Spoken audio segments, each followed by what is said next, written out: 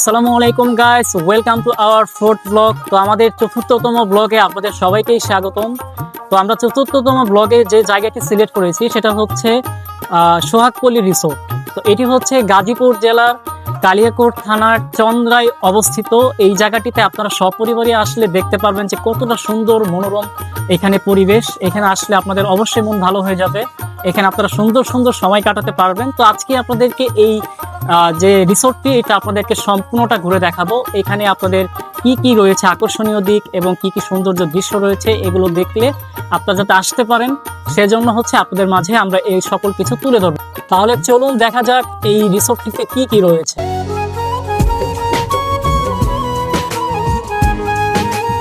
সুপ্রিয় দর্শক, আজকে আপনাদেরকে নিয়ে যাচ্ছি বাংলাদেশের গাজীপুর জেলায় অবস্থিত অন্যতম একটি রিসোর্টে, যার নাম সোহাগপল্লী রিসোর্ট। এই রিসোর্টটি অত্যন্ত নান্দনিক এবং চির সৌন্দর্যে ঘেরা, যা আপনাদেরকে মনোমুগ্ধ করবে। এই রিসোর্টটিতে আসতে হলে আপনাদের সর্বপ্রথম গাজীপুরের চন্দ্রাতে আসতে হবে। চন্দ্রা বাস স্ট্যান্ডে নেমে হাতের বাঁদিকে দেখতে পারবেন সোহাগপল্লী রিসোর্ট নামে একটি প্রবেশদ্বার দেখা যাচ্ছে। আপনারা সরাসরি সেই প্রবেশদ্বারের সামনে কিছু ব্যাটারি চালিত অটো গাড়ি দেখতে পারবেন। এই অটো গাড়ি ভাড়া যোগে খুব সহজেই আপনারা সোহাগপল্লী রিসোর্টে পৌঁছে যেতে পারবেন। কর্মব্যস্ত জীবনের একঘেয়েমি কাটাতে সোহাগপল্লী রিসোর্টটি হতে পারে আপনাদের পছন্দের একটি স্থান। গাজীপুরের চন্দ্রা মোড় থেকে 4 কিলোমিটার দূরে কালামপুর গ্রামে প্রায় 11 একর জায়গার উপরে মুক্ত পরিবেশে সবুজের আলিঙ্গনে গড়ে তোলা হয়েছে এই রিসোর্টটি। তো ফাইনালি আমরা সোহাগপল্লী রিসোর্টে চলে এসেছি। তো এইখানে প্রবেশদ্বারটা কতটা সুন্দর করে তারা সাজিয়েছে দেখতে পাচ্ছেন। এখানে সামনেই টিকিট কাউন্টার রয়েছে 2টি এবং দুপাশে 2টি গেট রয়েছে। তো এখান থেকে আমরা একটি টিকিট নিয়েছি। তো এখানে বলে রাখি, জনপ্রতি টিকিটের মূল্য প্রায় 200 টাকা করে। তো 200 টাকা টিকিট দিয়ে আপনি সারাদিনের জন্য এখানে ঘুরতে পারবেন যতক্ষণ ইচ্ছা। Welcome to Sohagpalli resort. তো এই রিসোর্টে প্রবেশ করার পরপরই আপনারা এরকম অভ্যর্থনা গ্লাস দেখতে পারবেন। তো বাম হাতের দিকে যে রাস্তাটি গেছে, এই রাস্তাটি ধরে আপনারা সোজা হাঁটা শুরু করবেন। চলতি পথে প্রথমেই দেখতে পারবেন একটি শিশু পার্ক, যে শিশু পার্কটি শিশুদের বিনোদনের জন্য তৈরি করা হয়েছে। আপনাদের যদি শিশু সন্তান থাকে তাহলে তাদেরকে নিয়ে এখান থেকে ঘুরে যেতে পারবেন।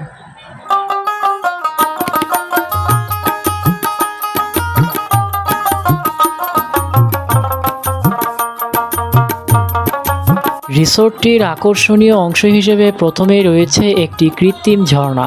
এই ঝর্ণাটি আপাতত বন্ধ রয়েছে। শুধুমাত্র উৎসব মুখর দিন এবং অসংখ্য মানুষের সমাগম হলে তখনই এই ঝর্ণাটি চালু করে দেওয়া হয়।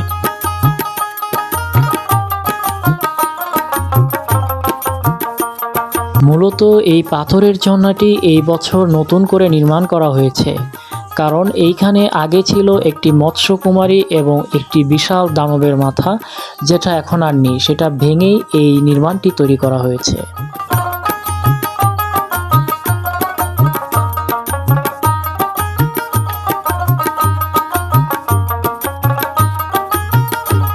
রিসোর্টটিতে সৌন্দর্য বৃদ্ধিকরণে নানান রঙের নানান প্রজাতির গাছ এবং ফুল এখানে রোপণ করা হয়েছে, যা আপনাদের মনকে আসলে মুগ্ধ করে তুলবে। এছাড়াও পর্যটকদের বিশ্রামের জন্য জায়গায় জায়গায় কৃত্রিম গাছের আসন তৈরি করে দেওয়া হয়েছে, যাতে পর্যটকরা ক্লান্ত হলে সেখানে বসতে পারে।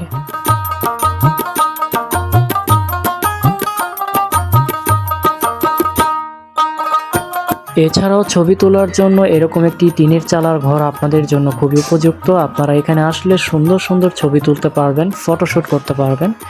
তো অবশ্যই সপরিবারে এখানে আসবেন এবং ঘুরে ঘুরে দেখবেন, এখানে সৌন্দর্যগুলো উপভোগ করবেন। এখন আপনাদেরকে নিয়ে যাচ্ছি এই রিসোর্টের সবচাইতে আকর্ষণীয় স্থানটি, যে স্থানটি পর্যটকদের প্রথমেই মনকে আকৃষ্ট করে তোলে। তো এখানে কৃত্রিম উপায়ে লেকের উপরে একটি ঝুলন্ত ব্রিজ তৈরি করা হয়েছে। পাশে রয়েছে 7টি কটেজ। এই কটেজগুলো আপনারা চাইলে একদিনের জন্য ভাড়া নিতে পারবেন। যদি আপনারা এখানে ফ্যামিলি প্যাকেজে ঢোকেন সেক্ষেত্রে প্রায় 9000 টাকা পড়বে এক রাতের জন্য। আর যদি কাপল প্যাকেজ নেন সেক্ষেত্রে স্বামী স্ত্রী থাকতে পারবেন। একদিনের জন্য আপনাদের ভাড়া পড়বে প্রায় 2000 টাকা। এবং ফ্রেন্ড প্যাকেজ নিয়ে যদি আপনারা এখানে আসেন, অনেকগুলো ফ্রেন্ড 10-12 জন, সেক্ষেত্রে আপনারা 1078 টাকা দিয়ে কিন্তু এই রিসোর্টটা সারাদিনের জন্য ঘুরতে পারবেন।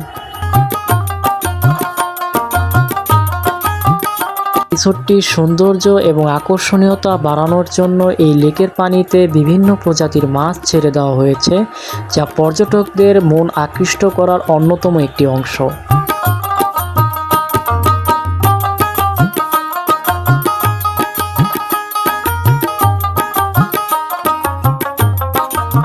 আমরা এমন একটি সময় এখানে এসেছিলাম যে সময়টি ছিল রোদ বৃষ্টির মাঝামাঝি সময়।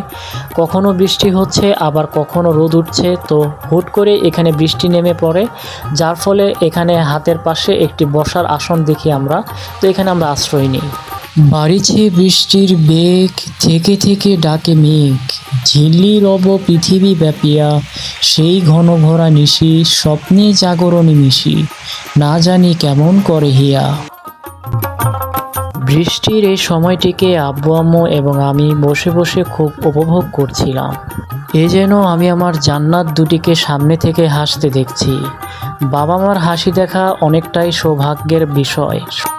তো বৃষ্টি থামার পরপরই আমরা আবারও যাত্রা শুরু করলাম এই পুরো রিসোর্টটি আপনাদেরকে ঘুরে দেখানোর জন্য।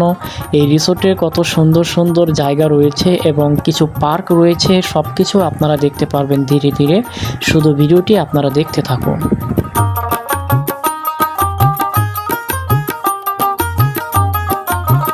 এখন আমরা এই রিসোর্টের মাঝামাঝি অংশে রয়েছি। এই অংশটির পাশে রয়েছে একটি পুকুর, এই পুকুরটিকে কেন্দ্র পুকুর বলা চলে। তার সামনে রয়েছে একটি রিসোর্ট। আপনারা চাইলে এই রিসোর্টগুলো বুকিং করতে পারবেন একদিনের জন্য বা 2 দিনের জন্য। তো আপনারা বুকিং করে এখানে থাকতে পারবেন এবং ঘুরতে পারবেন, এর পরিবেশটা উপভোগ করতে পারবেন। তো আপনারা এইখান থেকে একটু সামনের দিকে গেলে দেখতে পারবেন যে এখানে আরও দর্শনীয় স্থান রয়েছে। যত সামনে যাবেন তত আরও সুন্দর সুন্দর স্থান আপনারা দেখতে পারবেন। এখন আপনারা সামনের যে দৃশ্যটি দেখতে পাচ্ছেন, এটি হচ্ছে একটি পানির ফোয়ারা। এই পানির ফোয়ারার পাশে মোট 8টি সিংহ দাঁড়িয়ে আছে এবং প্রায় 5টির মতো বসার বেঞ্চ রয়েছে। এই ফোয়ারাটার পানি তখনই ছাড়া হয় যখন উৎসব মুখর দিন থাকে বা মানুষের সমাগম বেশি থাকে। এছাড়াও রিসোর্টের প্রায় জায়গাগুলোতেই দেখতে পারবেন এরকম মাটির চালা দিয়ে তৈরি কিছু কিছু ঘর রয়েছে, যে ঘর শুধুমাত্র পর্যটকদের বিশ্রাম বা আশ্রয়ের জন্য তৈরি করা হয়েছে। অনাকাঙ্ক্ষিত ঝড় বৃষ্টি অথবা রোদ হলে তখন পর্যটকরা এখানে আশ্রয় নিতে পারবে।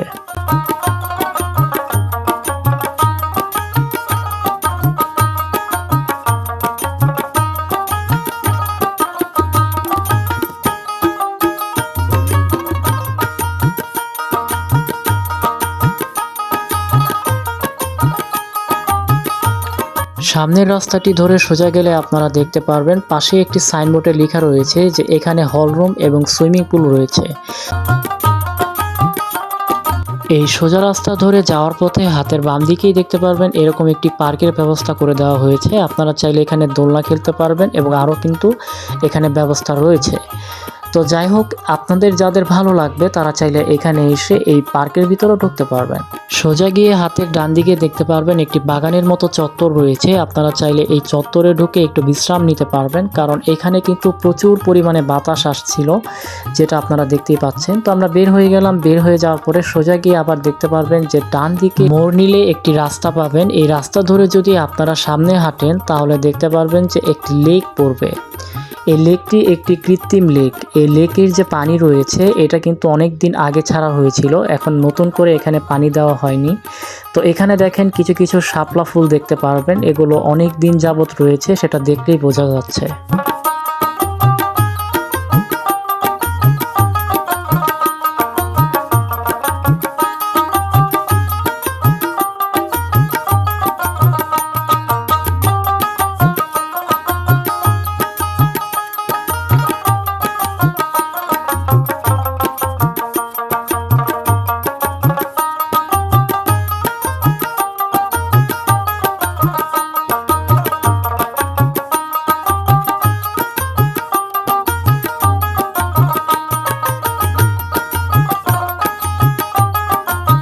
লেক থেকে বের হয়ে আমরা সোজাসুজি একদম হাতের ডান বরাবর যে রাস্তাটি রয়েছে, তো সেই রাস্তা ধরে আমরা আগানো শুরু করলাম।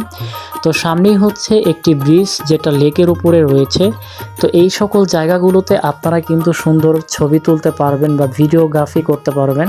আপনারা যদি আসেন অবশ্যই এখানে এসে ভালো ভালো ছবি তুলবেন এবং ভিডিও করে নিয়ে যাবেন, যাতে হচ্ছে আপনাদের ফ্রেন্ডদের সাথে এগুলো শেয়ার করতে পারেন।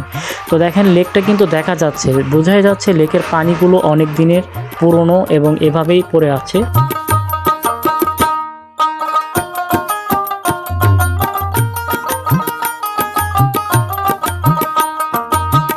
সামনে দেখতে পারবেন রয়েছে একটি হল রুম। আপনারা চাইলে এই হলের সামনের দিকে এগিয়ে গেলে দেখতে পারবেন যে এখানে একটি হল রুম রয়েছে। এই রুমটি ব্যবহার করা হয় তাদের কনফারেন্সের কাজে।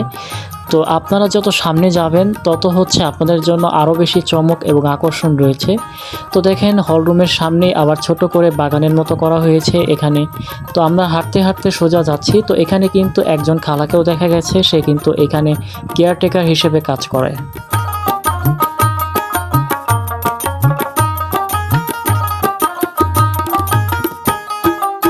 সামনেই আপনারা আরেকটি গেট দেখতে পাচ্ছেন। এই গেটটি হচ্ছে সেই সুইমিং পুলের গেট। অনুমতি সাপেক্ষে আপনারা এই সুইমিং পুলে প্রবেশ করতে পারবেন। যেহেতু এই গেটটি লক করা, তাই আমি দূর থেকে জুম করে আপনাদেরকে সেই সুইমিং পুলটি দেখাচ্ছি। আপনারা যদি এখানে বুকিং নিয়ে থাকেন সেক্ষেত্রে অবশ্যই আপনারা এই সুইমিং পুলে আসতে পারবেন, আপনাদের জন্য পারমিশন রয়েছে। তো এখানে সবাই ঢুকতে পারে না, অবশ্যই পারমিশন লাগে। যেহেতু আমি রেগুলার প্যাকেজ নিয়ে এখানে ঘুরতে এসেছি একদিনের জন্য, সেহেতু আমি চাইলেও এখান থেকে পারমিশন নিয়ে ঢুকতে পারবো না। তবে কেউ যদি এখানে থাকেন অবশ্যই পারমিশন নিয়ে আপনারা কিন্তু এই সুইমিং পুলটা ব্যবহার করতে পারবেন। এখানে দেখুন ভিলা রয়েছে, আপনারা চাইলে এই ছোট ভিলার কক্ষগুলোর বুকিং করেও থাকতে পারবেন। আমরা আবারও ফিরে আসলাম রিসোর্টের সেই মাঝ অংশে পুকুরের সামনে।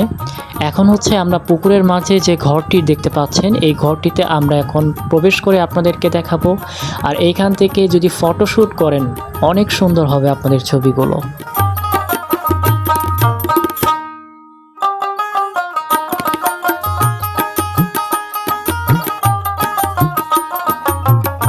পানির মাঝের ঘরটিতে প্রবেশ করার জন্য সামনে দুটি সিঁড়ি দেওয়া হয়েছে এবং একটি ব্রিজ রয়েছে।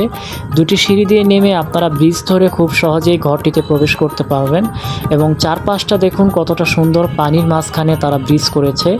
এবং দেখুন ঘরটির ডিজাইনটি দেখে মনে হচ্ছে জাপানিজ কোনো ঘরে ঢুকতেছি আমরা।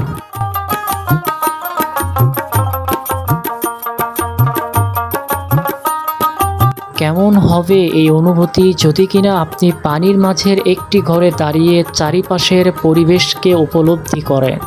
এই অনুভূতি নিতে হলে অবশ্যই আপনাদেরকে এই রিসোর্টটিতে আসতে হবে, তাহলেই বুঝবেন এর আনন্দটা।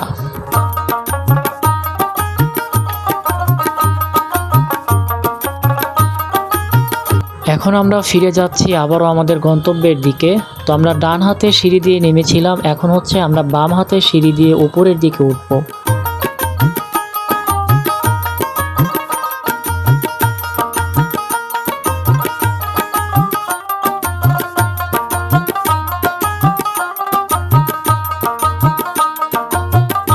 ধীরে ধীরে অগ্রসর হচ্ছি এই রিসোর্টের আরও আকর্ষণীয় কয়েকটি দিক দেখানোর জন্য। তো প্রথম আরেকটি সাইট, সেটা হচ্ছে এখানে দুইটা সিংহ রয়েছে। আপনারা চাইলে এই সিংহর সাথে সুন্দর সুন্দর কয়েকটি ছবি তুলে নিতে পারবেন। এছাড়াও দেখেন সিংহর পিছনে সেই পুকুর ঘাট রয়েছে, এখানে কিন্তু পুকুর ঘাটও নামা যায়, তবে নামা নিষিদ্ধ। আর এখান থেকে সেই ঝুলন্ত ব্রিজ এবং কটেজগুলো কিন্তু দেখা যাচ্ছে। এই পুকুরে কিন্তু নামা নিষেধ, তো কোনোভাবেই আপনারা কিন্তু এই পুকুরে নামতে পারবেন না। তো আমরা ধীরে ধীরে দেখুন একদম পার্কের দিকে যাচ্ছি, যে পার্কটাতে গিয়ে আমি একটু আপনাদেরকে দেখাবো যে এখানে কি কি রয়েছে শিশুদের খেলার জন্য। এই শিশু পার্কটিতে রয়েছে দোলনা এবং স্প্রিংয়ের হাঁস, স্প্রিংয়ের পিঁপড়ে এবং বিভিন্ন জাতের দোলনা। তো কিছু সময়ের জন্য আমি এখানে শিশু হয়ে গিয়েছি আপনাদেরকে দেখানোর জন্য, যে আপনারা যদি আপনাদের বাচ্চা বা সন্তানদের নিয়ে আসেন তাহলে কিভাবে তাদেরকে বিনোদন দিতে পারবেন। তো আমি প্রতিটা রাইডারে উঠে আপনাদেরকে টেস্ট করে দেখাচ্ছি। এখন দোলনা ছেড়ে আরেকটা দোলনায় যাব, এটা একটু বড় দোলনা, কিন্তু এই দোলনার সিস্টেমটা হচ্ছে যে এখানে 4 জনের মতো এই 2টা বেঞ্চে বসতে পারবে এবং একজন হচ্ছে এখান থেকে ধাক্কা দিবে, তাহলে এটা কাজ করবে। তো এটা আমি প্রথমে বুঝতে পারিনি, আমি জাস্ট নিজে নিজে চেষ্টা করছিলাম, বাট কোনোভাবেই কিন্তু এটা কাজ হচ্ছিল না। তাই বিরক্ত হয়ে আমি নিজে এখান থেকে নেমে পড়ি এবং আরেকটি রাইডারে ওঠার সিদ্ধান্ত নিই। তো আমি সিদ্ধান্ত নিলাম পাশের যে হাঁসের রাইডারটি রয়েছে, স্প্রিং রাইডার, এটা তো ওঠার জন্য আমি এগিয়ে গেলাম। তো এইটাও কিন্তু শিশুদের জন্য, দেখুন এটা কিন্তু একদম স্প্রিংয়ের, মজবুত একটি স্প্রিং দিয়ে এটা বানানো হয়েছে। তো আপনাদের যদি শিশু বাচ্চাদের নিয়ে আসেন, তাদেরকে এইটার মাধ্যমেও বিনোদন দিতে পারবেন। দেখুন কতটা মজাদার এবং আনন্দদায়ক।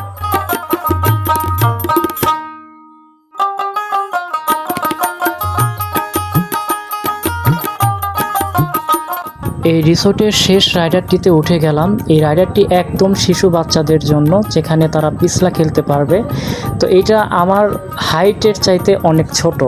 তো যাই হোক, তারপরেও আমি একবার এইখানে পিছলা খাওয়ার চেষ্টা করলাম। দেখুন আজকের ব্লগটি কেমন লাগলো অবশ্যই কমেন্টে জানাবেন এবং পরবর্তী ব্লগের অপেক্ষায় থাকবেন। আল্লাহ হাফেজ।